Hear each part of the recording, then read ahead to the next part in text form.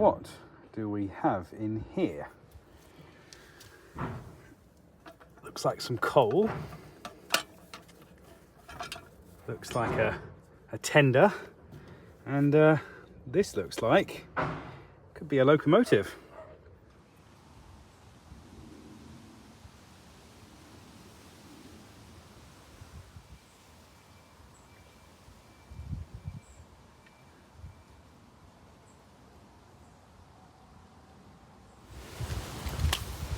And this is a locomotive that was in the back of the car. This is a 2.5 inch gauge Atlantic to more or less the same design as the engine I was building on this channel before I moved it on, which was a terrible mistake, but you know, hindsight's 2020.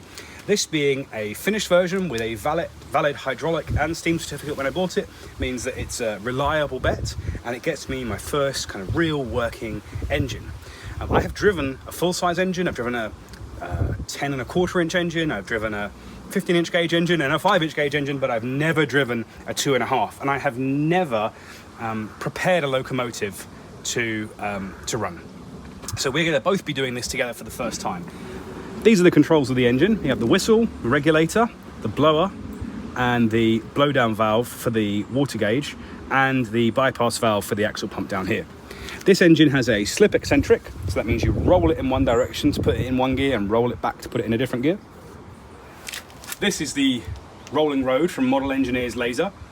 It's a kit of parts, and I've put it together to accommodate the Atlantic here.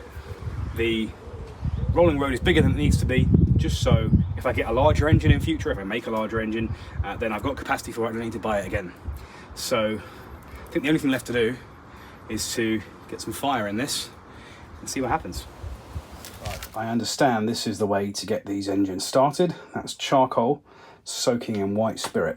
So I'm going to stick the lid on that, let that all absorb into that, hopefully. Incidentally, this is the coal I've got. It's pretty cute, isn't it? In order to have a ready supply of water for my steam engines, I put in this butt.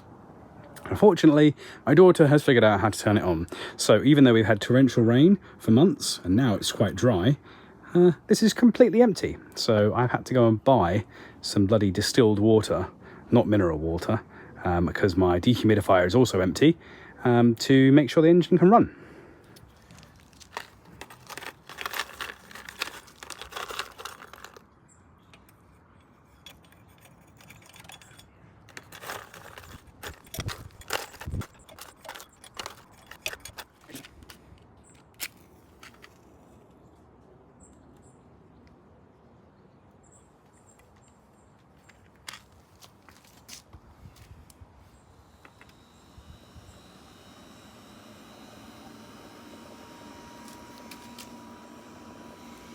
There we go. Safety valve on the blower. Let's